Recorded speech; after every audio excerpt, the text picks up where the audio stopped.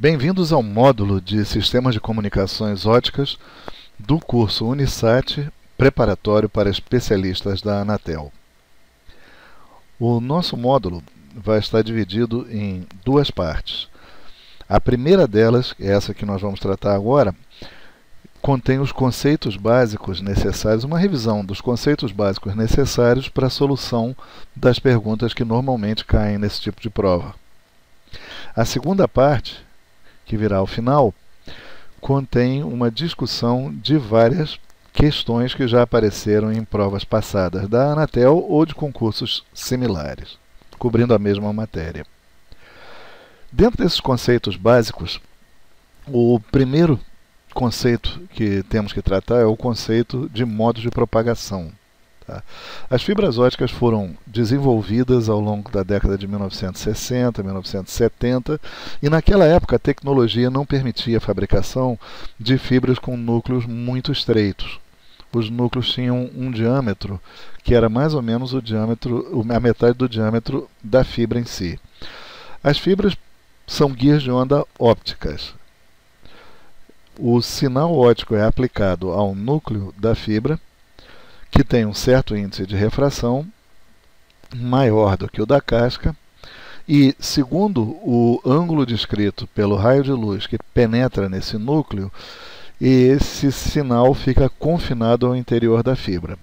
Quando o núcleo é bem estreito e os índices de refração do núcleo da casca são muito próximos, nós conseguimos um efeito de propagação de um único modo de propagação, ou seja, apenas o sinal que entra muito, o raio de luz que entra muito na horizontal, consegue se propagar. Quando a diferença entre o índice de refração do núcleo da casca é um pouco maior e o diâmetro é um pouco maior, nós não conseguimos a propagação de um único raio de luz, senão de vários raios de luz. Cada um desses raios de luz descreve um modo de propagação. Portanto, o modo de propagação é o caminho descrito pelos sinais ópticos que percorrem as fibras. Se o sinal que se está aplicando é dividido em vários modos de propagação, alguns deles percorrem um caminho mais curto e outros caminhos mais longos. Aqueles que percorrem caminhos mais curtos chegam antes daqueles raios de luz que contêm a mesma informação que vão percorrer os caminhos mais longos. Ou seja, a potência que é emitida em um mesmo instante chega em instantes diferentes no outro lado da fibra. Essa diferença entre tempos de chegada é tanto maior quanto maior seja a quantidade de modos de propagação e maior seja o comprimento da fibra.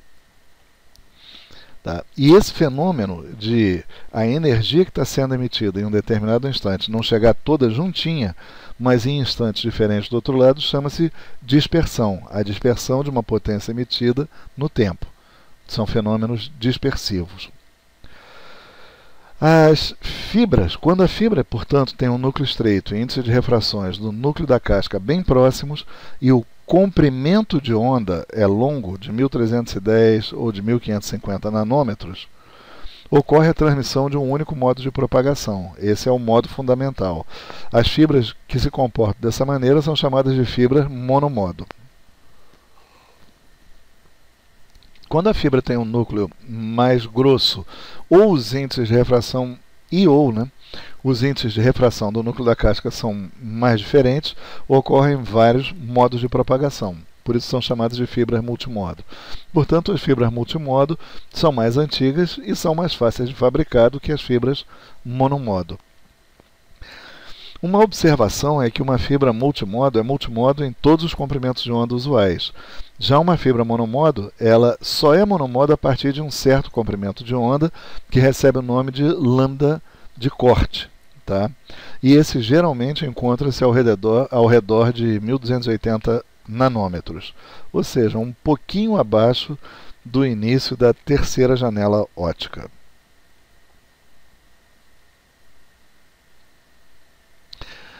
Vamos passar um pouquinho adiante.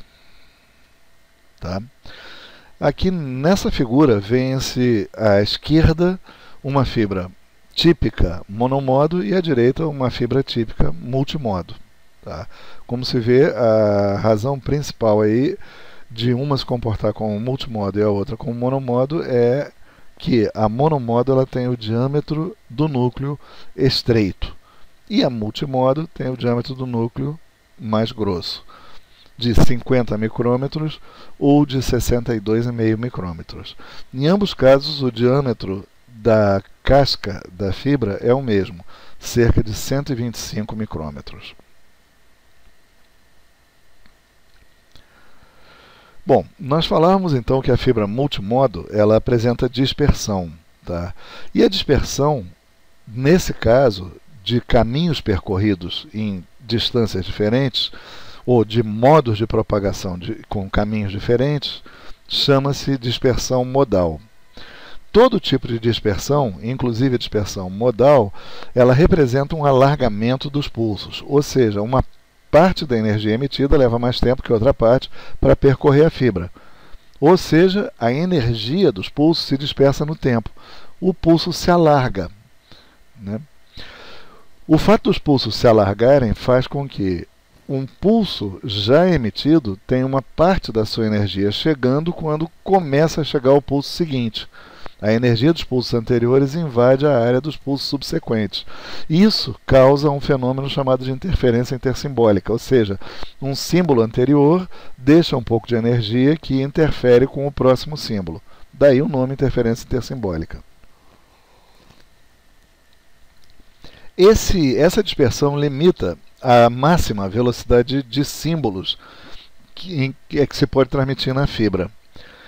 Por quê? Quanto maior a velocidade, menor é o período. Ou seja, a duração do pulso é menor quando a velocidade é mais alta. Tem mais pulsos por segundo, então cada pulso fica mais estreitinho. Quando os pulsos são muito curtos, um atraso até pequeno em picosegundos entre o caminho principal e o caminho mais atrasado fica sendo importante. Porque se o pulso for muito largo e tiver um atraso de, por exemplo, 5, 10, 15, 20% do pulso, não tem muita importância essa dispersão, porque o meio do pulso seguinte vai estar livre da interferência intersimbólica dos pulsos anteriores. Agora, quando o alargamento é muito grande, então a energia do pulso atinge os pontos interessantes, o centro do pulso seguinte ou até de vários pulsos seguintes. Portanto, quanto mais curto for o pulso, pior é o efeito dessa dispersão. Menos dispersão aguenta o sistema. Então, falando nesse limitante do sistema óptico, tá, nós consideramos a dispersão um dos principais limitantes da velocidade binária máxima que se pode colocar na fibra. O primeiro tipo de dispersão, que a gente já mencionou, é a dispersão modal. Ocorre quando existe mais de um caminho ou modo de propagação do sinal na guia de onda óptica. Esse é o caso da fibra multimodo. A fibra monomodo não tem dispersão modal porque só existe um caminho. Portanto, não chega energia atrasada porque teria viajado por outros caminhos que não existem. Tá? No caso da fibra multimodo, não. Como existem vários caminhos, existe uma limitação de distância por causa dessa dispersão. Quanto maior a distância percorrida, quanto maior o comprimento de fibra, maior é a dispersão modal. Portanto, a fibra multimodo ela tem uma limitação da banda passante, velocidade binária máxima aceitável, em função da distância. Agora, essa limitação depende da quantidade de modos. E essa quantidade de modos depende de dois fatores: o diâmetro do núcleo e a diferença entre os índices de refração do núcleo e da casca. Tá? Também depende do tipo de gradiente do índice de refração entre núcleo e casca. Existem fibras de índice gradual e de índice degrau. A característica básica da de índice gradual é que ela tem uma banda passante maior do que a de índice degrau. Tá? Ela apresenta menor dispersão, menor diferença entre os caminhos mais rápidos e mais lentos, mais diretos e mais longos. Os modos de propagação não se dispersam tanto nas fibras de índice gradual como nas de índice degrau. Então nós vemos que tem dois tipos de fibra, multimodo e monomodo. Multimodo tem muitos modos de propagação e sofre com a dispersão modal. As monomodos não apresentam dispersão modal. Portanto, a fibra multimodo tem uma limitação de largura de banda. A fibra monomodo não tem essa limitação. Pode trabalhar com pulsos muito curtos, porque só existe um modo de propagação. Então vamos dar uma olhada no que está aqui nessa transparência para ficar com isso mais claro. A fibra multimodo ela só é aplicável em distâncias curtas devido à dispersão modal. Como a gente comentou, as fibras de índice degrau limitam mais ainda a distância alcançável a uma certa velocidade binária. As fibras de índice gradual elas permitem chegar mais longe porque elas são menos dispersivas. Ou seja, a diferença do caminho percorrido entre os modos altos e modos baixos é menor. Em ambos casos, a banda passante depende da distância. Quanto mais comprida é a fibra, mais dispersa chega a energia. Portanto, pior é o limite para o tamanho do pulso. Tá? Um valor, por exemplo, essa característica da fibra aparece no índice de dispersão modal, que ele é expresso em unidades megahertz vezes quilômetro. Tá? O que significa que quanto maior a velocidade binária, menos distância se alcança. Ou quanto maior a distância, menor é a velocidade binária que se alcança. Tá? Por exemplo, uma fibra de índice de dispersão modal de 500 MHz vezes quilômetro permite transmitir 500 megabits por segundo em 1 km. Agora, se eu quiser transmitir 1 gigabit por segundo, aí a distância a que eu chego é só a metade, meio quilômetro. Se eu quiser chegar a 2 km, então a velocidade binária fica limitada a 250 MHz, megabits por segundo. E em 4 km eu posso chegar a 125 megabits por segundo, não mais do que isso. Tá? Então, o principal fator limitante para a distância nas fibras multimodo é a dispersão modal. Como a gente comentou, as fibras monomodo não sofrem esse tipo de dispersão.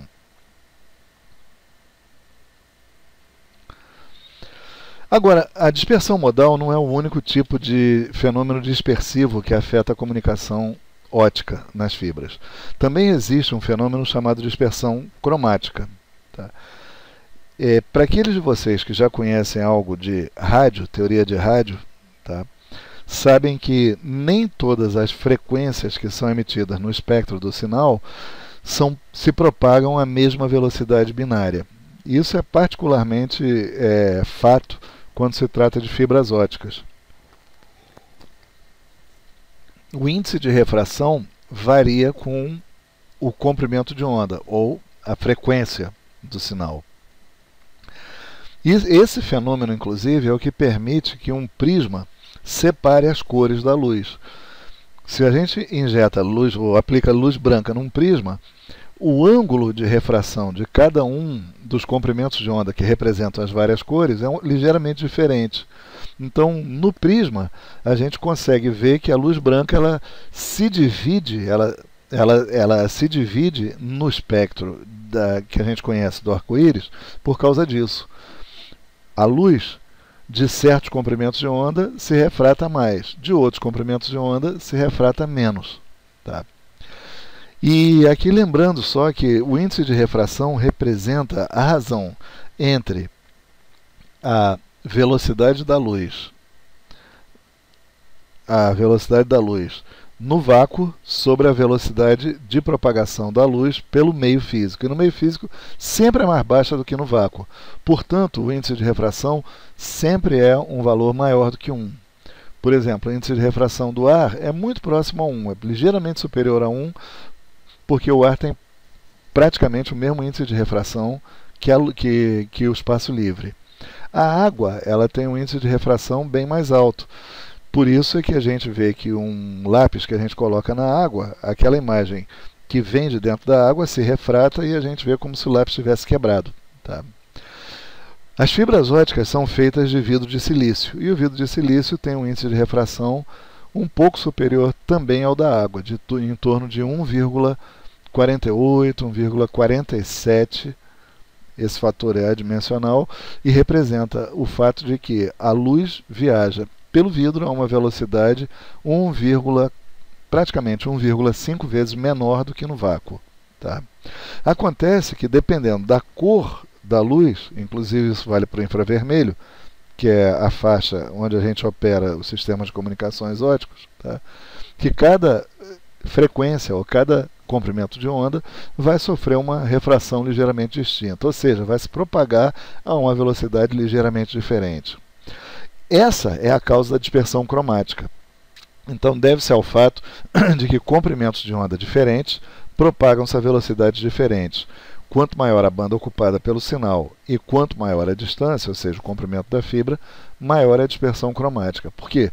A dispersão cromática é expressa em quilômetros. Tá? É picosegundos sobre nanômetro, que representa a distância, a largura espectral do sinal, por quilômetro. Tá? E o quilômetro é a distância da fibra. Quanto maior a fibra, mais dispersiva ela vai ser. Tá? Então, a dispersão cromática deve-se a que o retardo de grupo não é plano, ou seja, cada lambda se propaga a uma velocidade ligeiramente diferente. Se o meu sinal ocupa uma faixa relativamente larga, com lambdas pequenos e maiores, alguns vão chegar antes dos outros, e isso é o que está causando dispersão nesse caso. Então, quanto maior a banda ocupada pelo sinal e quanto maior a distância, maior é a dispersão cromática. Para as distâncias médias e grandes, é preciso utilizar fontes de laser que não ocupem uma banda muito larga. Nesse caso, usam-se lasers do tipo DFB, Distributed Feedback. É uma técnica de construção de laser que é mais cara que os lasers de banda mais larga, que são os lasers Fabry-Perot ou FP. Se a distância for curta, é possível usar o Fabry-Perot. Também, se a velocidade binária não for muito alta, é possível usar Fabry-Perot. Agora, quando as distâncias ficam grandes e as velocidades binárias sobem, então existe uma necessidade de usar os lasers DFB. A aplicação de laser DFB, distâncias grandes, velocidades altas. Fabry-Perot, distâncias médias e pequenas, velocidades baixas. Como a gente comentou, o índice de dispersão cromática é expresso em picosegundo sobre nanômetro quilômetro. O que isso significa é que a dispersão em picosegundos, ou seja, a diferença de tempo de percurso, o alargamento dos pulsos, é tanto maior quanto maior for a largura de faixa ocupada pelo sinal em nanômetros e quanto mais longa for a fibra em quilômetros. Tá?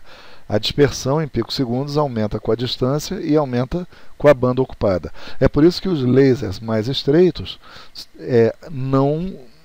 como eles ocupam uma banda muito estreita, a primeira e a última frequência são muito próximas, não existe muita dispersão. No caso do Fabry-Perot, que ocupa uma banda muito larga, então existe muito mais dispersão.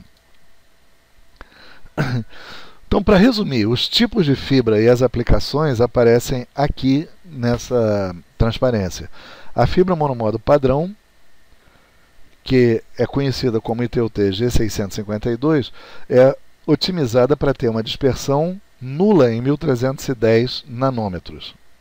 Ou seja, o lambda zero é de 1310 nanômetros. O que isso significa na prática? É que, se a gente trabalhar em 1310, pode trabalhar com laser Fabry-Perot, que mesmo sendo larga a banda ocupada, a fibra não é dispersiva nesse ponto. Tá? Agora, se essa fibra for usada em 1550 nanômetros, que é a faixa de menor atenuação, a terceira janela ótica, e por isso ela é melhor para longas distâncias, e se for usada a altas velocidades binárias, aí a gente tem que fazer duas coisas. Você tem que usar uma fonte bem estreita, tá? E a partir de uma certa distância é preciso colocar um equalizador dessa dispersão cromática. O que é o equalizador? É simplesmente um trecho de fibra, alguns quilômetros de fibra, que apresentam uma dispersão com sinal contrário à dispersão da fibra padrão. Tá? E esses módulos de compensadores de dispersão, eles vêm acomodados em uma caixinha com entrada e saída, que são colocados em série com a fibra para reduzir a dispersão para o trecho que eles procuram compensar. Isso é possível fazer porque a dispersão cromática ela não varia com o tempo nem por fatores ambientais. Ela depende exclusivamente da fibra, do material de que a fibra é feita e do diâmetro do núcleo. Então, ela pode ser compensada com um equalizador estático. Tá? Não precisa ser nada dinâmico, porque ela não está mudando o tempo todo. Existe um outro tipo de fibra que otimiza a transmissão na janela de 1550. Ela pode ser usada para transmissão em 1550 nanômetros, em lugar de usar 1310 equalizada com o módulo compensador de dispersão. Perdão, de usar a fibra padrão com o módulo compensador de dispersão. A vantagem dessa fibra com dispersão deslocada é que é possível transmitir em distâncias longas sem precisar se preocupar de intercalar esses famosos módulos compensadores de dispersão cromática. Tá? Somente quando elas são muito longas mesmo é que é preciso utilizar módulos compensadores de dispersão. Tá? Agora essa fibra de dispersão deslocada não zero, ela tem uma pequena desvantagem. É o fato de que não é possível equalizá-la para ela ter baixa distorção em 1310 de volta. Ou seja, uma vez que a fibra seja construída para ter baixa dispersão em 1550 nanômetros, aí ela é para usar em 1550. Se a gente for tentar usar essa fibra em 1310, ela vai ser extremamente dispersiva. E é por isso que mais de 80% a 90% das fibras que existem no mundo são fibras padrão. A gente só usa essas fibras de dispersão deslocada quando é trecho que vai ser usado em distâncias realmente muito compridas. A partir de 150, 200 km é que a gente vai precisar usar essa fibra. Se a gente vai usar em trechos mais curtos, para permitir a utilização dessa fibra com 1310 nanômetros, é preciso usar a fibra de dispersão nula em 1310, a fibra padrão, e no caso de usá-la em 1550, e se houver um trecho de transmissão, um tramo de transmissão muito longo, aí sim a gente intercala, segundo o projeto, esses compensadores de dispersão. Tá? Então, a fibra monomódulo de dispersão deslocada, ela é boa para transmitir DWDM em longas distâncias. Ela não é adequada para uso em 1310 nanômetros. Tá? A fibra padrão, ela é de uso geral. Se ela for usada em 1310 nanômetros, não é preciso compensar a dispersão. Se ela for usada em 1550 nanômetros em longas distâncias, em velocidades binárias altas, ela pode precisar dos módulos compensadores de dispersão segundo o projeto.